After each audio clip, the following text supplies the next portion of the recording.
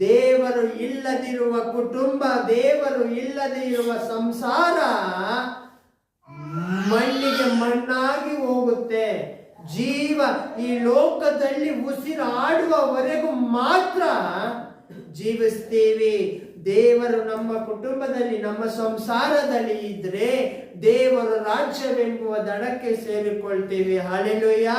ನಮಗೆ ಈ ಶರೀರ ಇಲ್ಲದೆ ಹೋಗಿ ದೇವರು ಕೊಡುವ ಮಹಿಮೆ ಶರೀರವನ್ನು ನಾವು ಹೊಂದಿಕೊಳ್ತೇವೆ.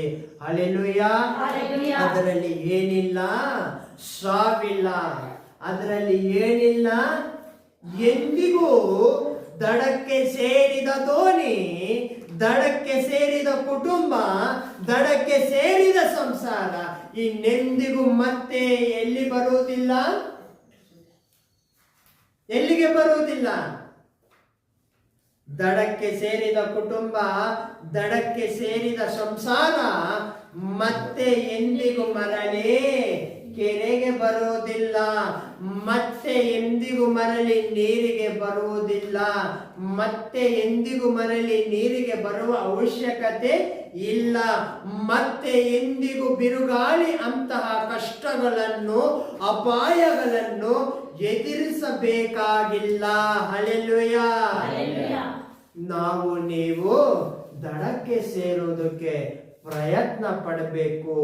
ಉಸಿರು ಇರುವವರೆಗೂ, ಈ ಭೂಮಿ ಮೇಲೆ ಜೀವದಿಂದ ಉಳಿದಿರುವವರೆಗೂ, ಹಲ್ಲೆಲೂಯಾ, ಈ ಲೋಕದಲ್ಲಿ ಜೀವಿಸುವವರೆಗೂ, ಈ ಭೂಮಿ ಮೇಲೆ ಬದುಕುವವರೆಗೂ ಅಪಾಯ ಬರದೆ ಇರದು. ಬಂದೇ ಬರ್ತದೆ.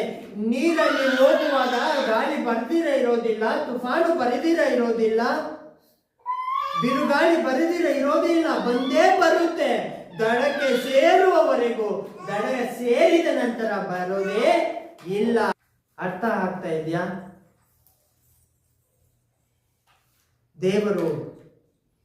ದೇವರು ವಾಕ್ಯ ಎಲ್ಲರೂ ಗಮನ ಇಟ್ಟು ಕೇಳ್ರಿ. ದೇವರು ಏನು ಮಾಡಲು, ದೇವರು ಗದರಿಸಲು ಏನಾಯ್ತು? ನಿಂತು ಹೋಯ್ತು, ಶಾಂತವಾಯಿತು. ದೇವರ ಮಾತಿನಲ್ಲಿ ಏನಿದೆ? ಶಕ್ತಿ ಇದೆ. ದೇವರ ಮಾತಲ್ಲಿ ಏನಿದೆ? ಬಲ ಇದೆ. ದೇವರ ಮಾತಲ್ಲಿ, ದೇವರ ಮಾತಿಗೆ ಎದುರು ಯಾವುದೂ ಇಲ್ಲ. ಅಮ್ಮ, ಮೊನ್ನೆ ನಿಮ್ಮ ಮನೆ ಬಂದಾಗ ಒಂದು ವಾಕ್ಯ ನಾವು ನೋಡ್ಕೊಂಡ್ವಿ. ಕುಟುಂಬ ಪ್ರಾರ್ಥನೆಗೆ ಬಂದಾಗ ಯಾವ ವಾಕ್ಯ ಅಮ್ಮ?